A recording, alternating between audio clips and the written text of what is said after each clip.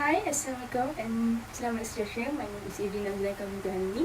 Today, I would like to talk about a journal that I have read, which is about a research made by Roslina Abdul Latif on the year of 2021, which is about political cartoons.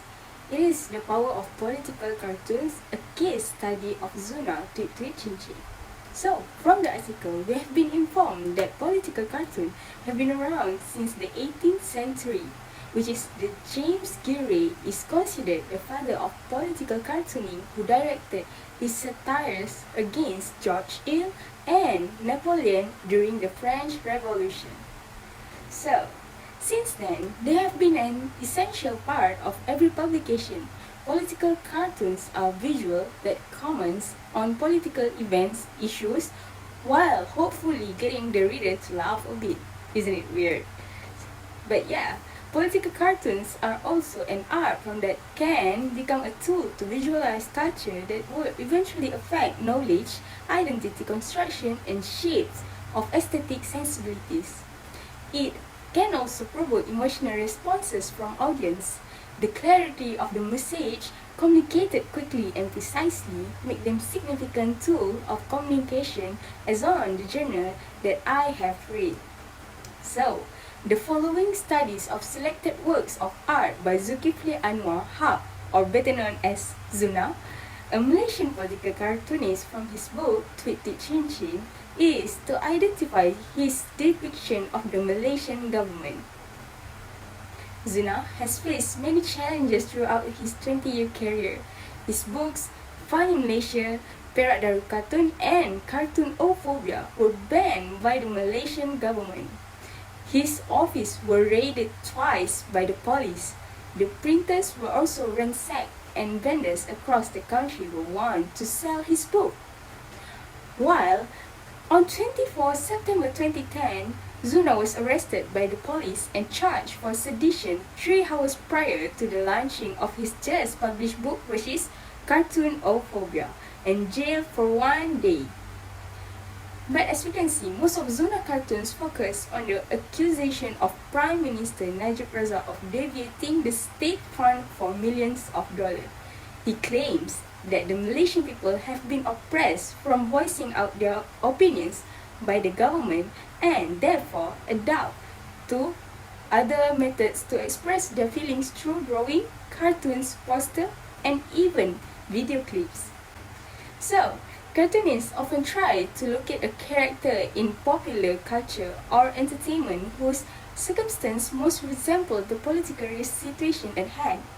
And sometimes they focus on political figure, physical look, and demeanor that is clear in the political cartoon. Next, cartoons is published in newspaper and books are the critic of this issue, while characters are an organization are chronicles of current history. It is a unique form of communication which edges on the border of fine art. On the journal says, Zuna work is an artistic expression of his opinion and therefore open to interpretation by viewers. We seek to explain and understand its phenomena, the narrative in cartoon format postulated through observation and content analysis. The qualitative method of research is exploratory, and it is used when we do not know what to expect to define the problem or develop an approach to the problem. So, Zuna often exaggerates or distorts certain element of his drawing to make a point. Some pictures might include a character's facial features or other parts of the body. As an example, the dog is the symbol of the Prime Minister.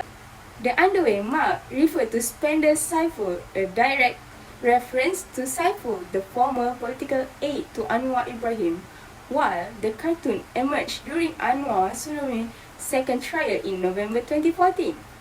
Next, the diamond ring depicts the First Lady, which is Zuna. First included this into his cartoon in 2011 when Rosmah Mansur allegedly bought an 73 million diamond ring. So, from this side of view, the Seditious Act in the Malaysian law has very vague legislation, and that unclearness has created problem for artists like Zuna.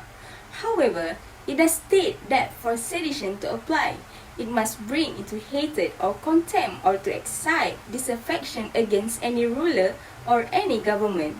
In that regard, the research concludes that Zuna cartoon in TTC are not seditious but critical in his portrayal of Malaysian official and politician, as the discussion is on current event and issue that Malaysia is facing. So, in conclusion, we can see that Zuna used cartoon as an artistic expression to highlight this issue and his opinion with the Malaysian people. The audience, they choose to accept, reject, or ignore the message, but when the right technique of persuasion in political cartoons are employed successfully, it might be difficult to turn a blind eye to what is happening to the illustration. The lives of political cartoonists have been under constant threat due to the power they possess in presenting complex ideas and making them easily comprehensible by the masses.